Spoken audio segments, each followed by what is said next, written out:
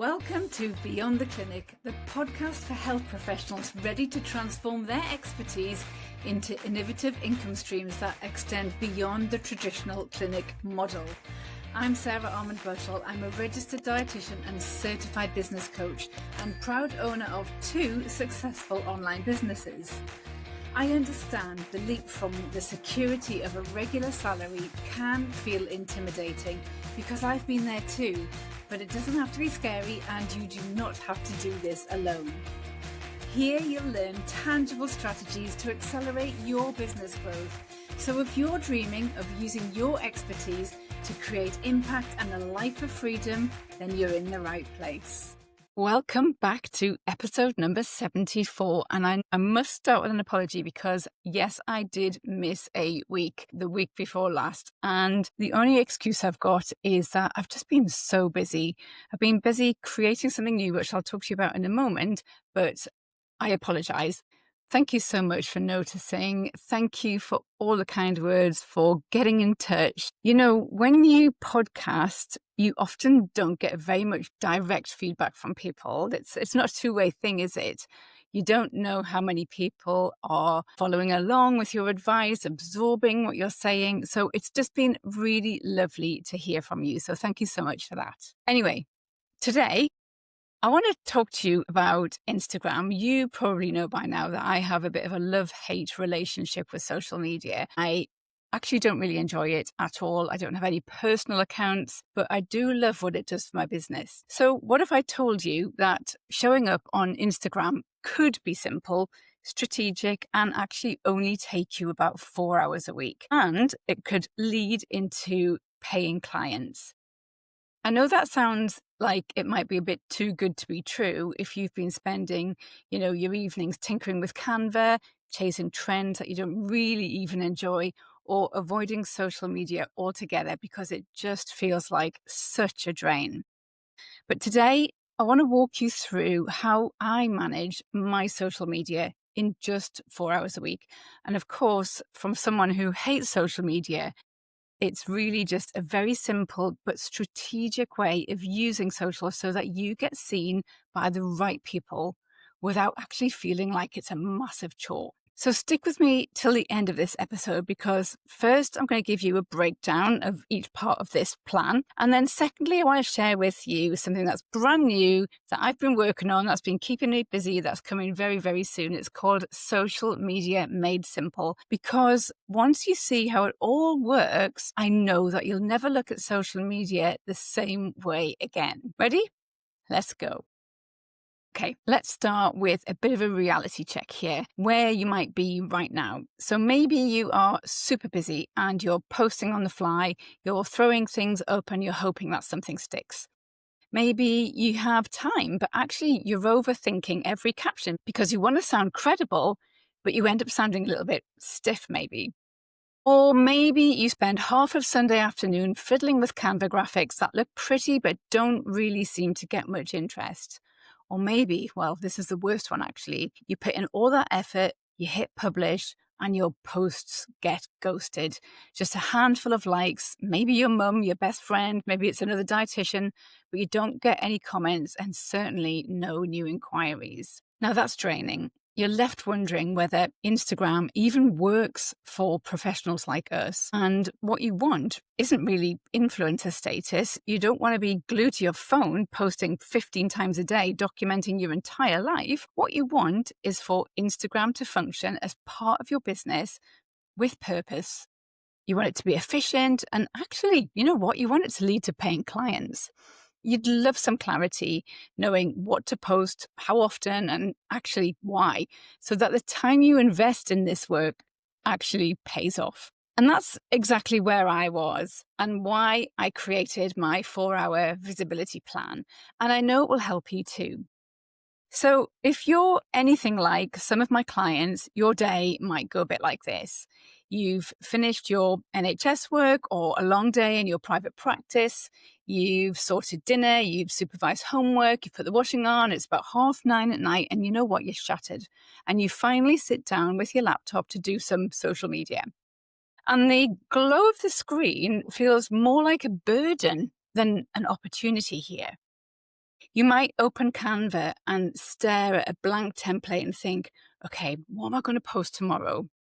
So you'll grab your phone and you start to scroll to get a bit of inspiration. But instead of feeling inspired, you end up feeling worse, because what you see is other dietitians or healthcare professionals who look like they are smashing it.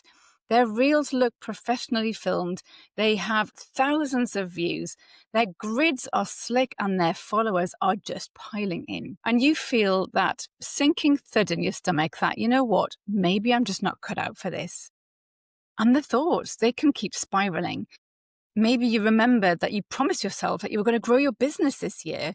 And now you feel guilty for not having figured it out yet. And it's September.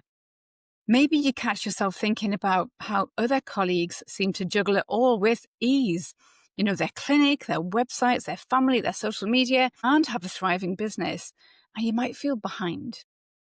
And when we're tired, that guilt, I suppose, tips a bit into shame, doesn't it? It's a bit of, well, who do I think I am? Trying to make all of this work when I can't even manage a simple Instagram routine. But the part that you can't see is that many of those accounts that you compare yourself against are businesses built on an influencer model. Those people are great at building large audiences, and they are brilliant at relating to people in their niche. But there actually isn't much of a demand for what they could offer, often because there's so much free stuff online about their niche already. So their income comes from things like brand deals and books and sponsored posts, and not from clients. Now, that is a completely different business engine. But from the outside, it looks like success, doesn't it? So you end up comparing yourself and your business to a business model that you don't even want and you're not aspiring to have. So no wonder it feels discouraging. And this is where I think the burnout can begin, because we feel this enormous pressure to grow huge accounts. So you're giving a small amount of leftover energy to social media and then you're resenting it the whole time. But also you're kind of too scared to stop, just in case your visibility disappears completely and you end up hating it. You may even feel anxious, definitely invisible, and wondering if, you know what, you should just give this whole thing up. So if that sounds familiar, I want you to hear me clearly here. You are not the problem here. The routine that you might be trying to follow is likely to be the problem. So I want to share a little bit of honesty, really, from my own experiences. So, you know, I do not like social media. I don't like the busyness of it all. I don't like the endless trends. I don't like the pressure to always be on. None of that really excites me. But what I do love is what Instagram has done for my business. Now, when I first started back in 2017, I would set my alarm for 5 a.m. before an NHS day, and I would try and squeeze in a post or two before work. I'd write my captions before it got light outside, hoping that they'd sound clever enough, and I poured a bit of time into Canva, fiddling with fonts and colours and graphics, and that felt like I was doing some work. And then I'd hit publish, and I'd get the kids ready for school and off to my paediatric diabetes clinic. Now, the problem wasn't the lack of engagement. I didn't know it at the time, but I had built one of those influencer-style businesses, posting, generic pediatric nutrition content. I had loads of followers and lots of offers of brand work. The issue for me was confusion. I couldn't tell which posts were worth it, which ones led to paying clients, and I didn't know how any of it actually connected to my business goals. So the turning point for me came when I realized that it wasn't about doing more and more and more on Instagram. It was about changing what I did to do the right things. So until then, I was kind of posting at random, lots of effort, but no real clear direction. I wasn't aligning my content with my business goals. I wasn't guiding people through a journey from post through to inquiry, and I wasn't confident about selling in a way that felt professional. So once I stripped back all the chaos and I built simple weekly rhythm, which started with planning, then creation, and then connecting with my audience and ultimately converting them, I had a container for my time. But the real results came because inside of that rhythm, I was finally focusing on the right things. the goal-driven content, the storytelling that built trust, and clear invitations into my offers. Now that shift changed absolutely everything.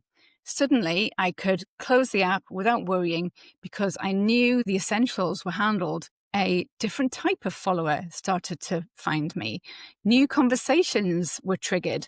Clients booked, not because I went viral, not because I was following the latest trend, but because I was being really consistent and really intentional with my posts. Now, what surprised me the most was that the relief felt just as valuable as the results that I was getting. For the first time, I could keep my business visible without sacrificing evenings with my family or piling on more pressure into what was already a really, really full week for me.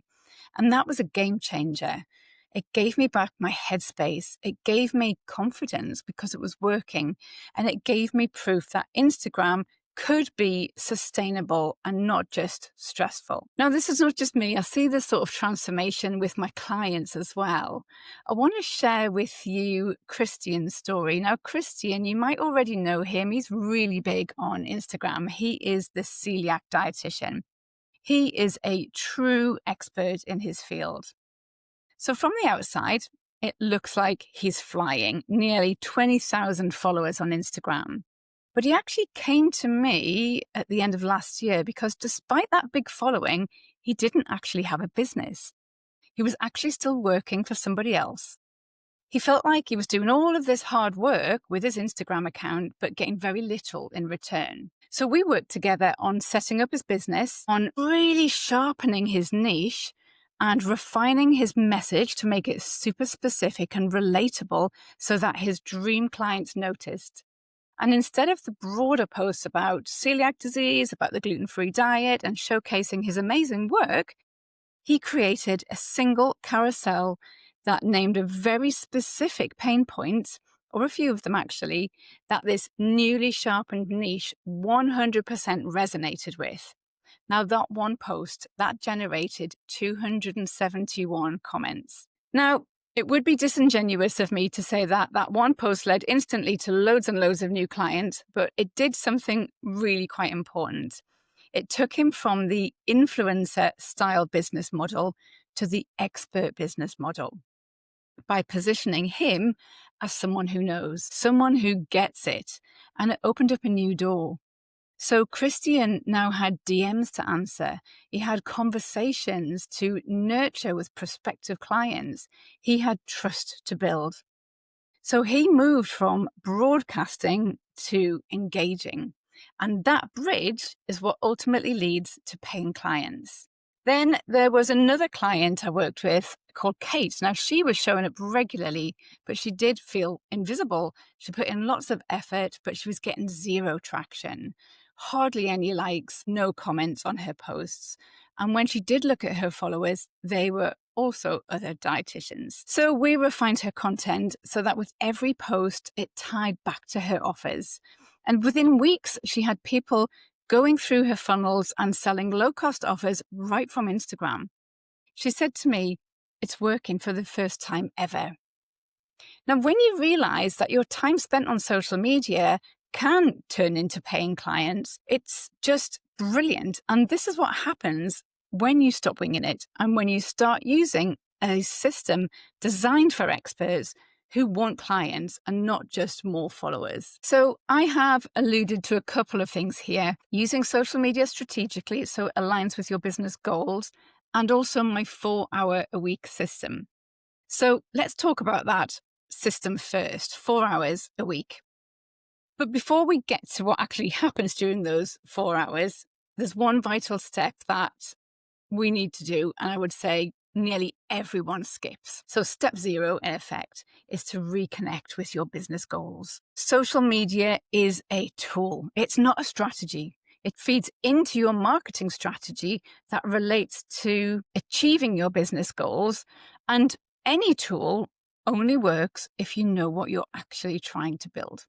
So the place to begin is by asking yourself, what is my main business goal this year or this quarter or this month? And how do I want social media to help me achieve it? When you don't start with this in mind, you are honestly winging it. The biggest mistake I see is taking inspiration from, somebody else's content because it works for them, but without asking whether it will work for you. And by work, I mean whether it will support you reaching your goals. So please just spend 10 minutes or so every week before you start creating the next week's content just to check in with your goals. And honestly, it will save you so much wasted effort. Okay, now the 4 hours begin. So the first hour is planning time. And arguably, I say that this is probably the most important of the 4 hours. Planning your social media content is a bit like clinic prep. You hopefully wouldn't walk into a client's appointment without reviewing their notes and gathering your thoughts on how you might help them. And actually, social media is no different.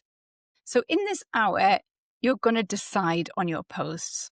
You'll want some to attract new people to you. You'll want some to nurture your existing audience. And you'll want some conversion posts to invite people to take action. Now, it's always good to have all 3 types covered across a week, and the actual number of each will depend on your business objectives.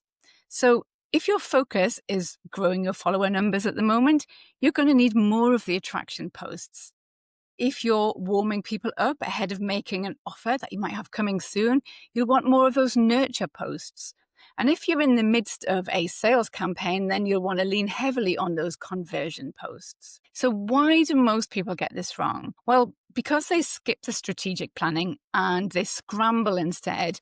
And that's when you end up posting things like random recipes and motivational quotes or just checking in with you type of posts that don't really tie back to your goals. Okay, so once you've mapped out how many attraction, nurture, and conversion posts that you need for the week, the next step is to decide on the messaging that goes behind those posts.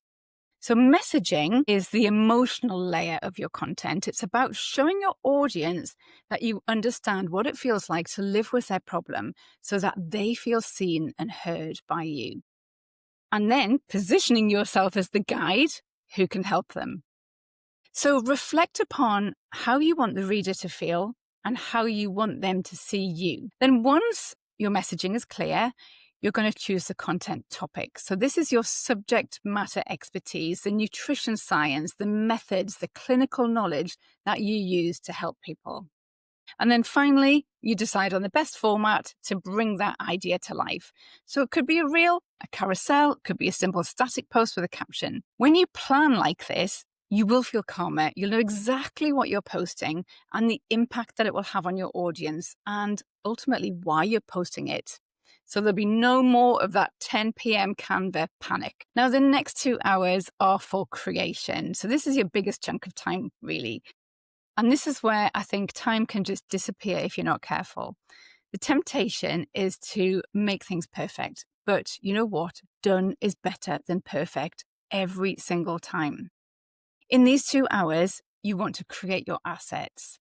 So this could be your reels for next week, just filmed on your phone, keep them short. As of September 2025, where we are now, Instagram favors those reels that are between 7 and 25 seconds long. So they could be you talking directly to the camera, or they could be B-roll style where you've got video playing in the background and a text overlay. You might also be creating your carousel posts. Now, these are really versatile and they perform really well, whether they're for attraction or nurture or conversion. So a top tip here is to stick with 3 or 4 different templates or designs that you've used before and just switch out the text and the images. And this is so that you have a cohesive visual brand. It's also to help make it quicker for you, so you're not starting from scratch every single time. And actually, a 2-slide carousel post works just as well as one with 7 or 8 tiles. But don't be tempted to add in more and more slides. Instagram will let you add up to 20, but because the algorithm measures the success of carousels based on the swipe through and the drop-offs, the more slides you have, the greater the drop-off rate is going to be, particularly if you have time-poor people in your audience. And then, of course, you're going to want to create your captions. My top tip for you here is write them in the way you speak and speak to a friend. So it needs to be warm, it needs to be conversational, but it also needs to be focused on the point that you're making and what you want your reader to do next. Now, there are writing formulas that help you with this because copywriting, you know what, it is a skill, and it's a skill that we're not taught at university. And it's something, first of all, we need to learn it, but you know what, we really need to master it in order to be good at marketing. So here's what usually goes wrong. You might spend too long polishing carousels in Canva, looking for the perfect graphic, the perfect colorway, the best font. Or you might spend ages editing your reels, for example. You might want to try out fancy transitions and visual hooks and trending audios. Now, don't get me wrong, these can be important in some business, especially those who have influencer business models and need to go viral in order to secure their next brand deal. But for you, with an expert-led business, your clients don't care about any of this. They just need you to be visible to them, and they need to be able to know you, like you, and trust that you can help them with their problem.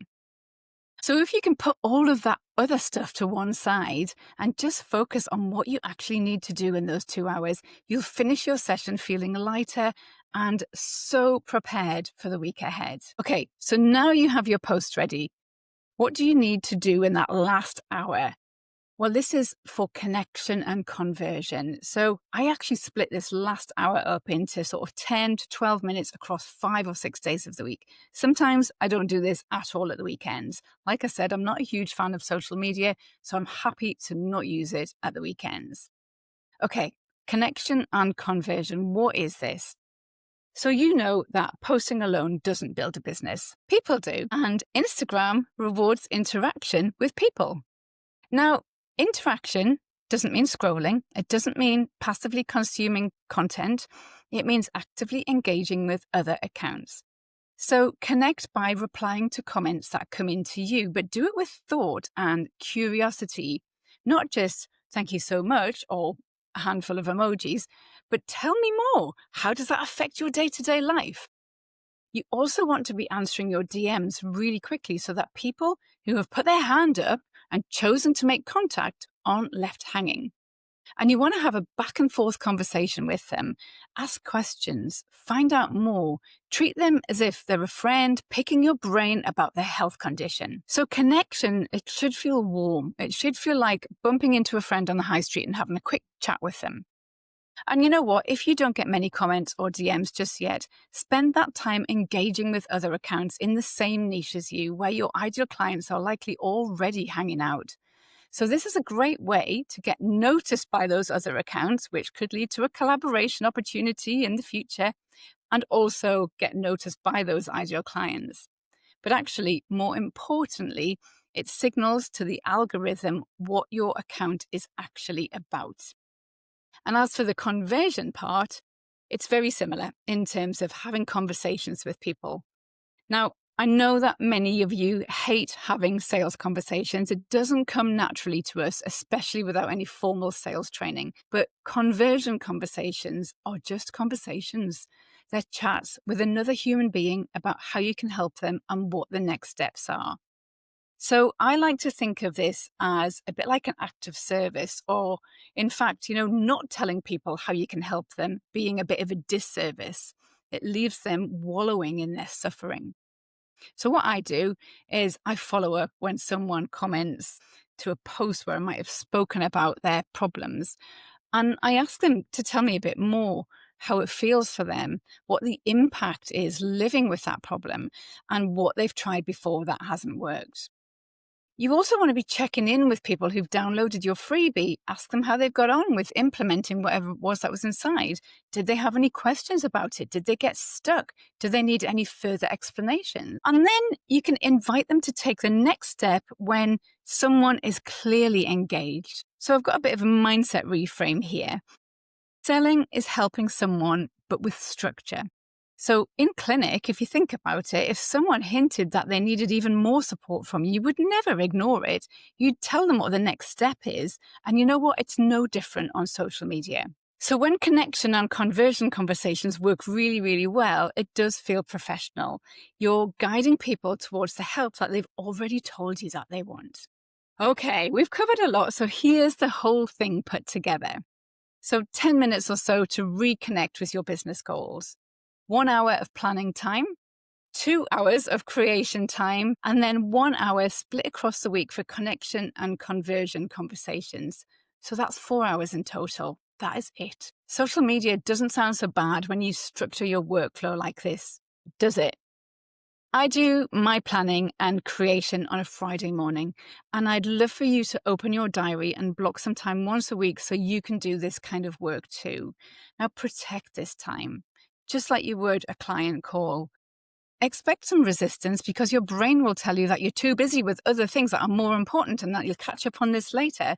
So anticipate it and commit anyway, because social media can be so powerful when you use it strategically and correctly.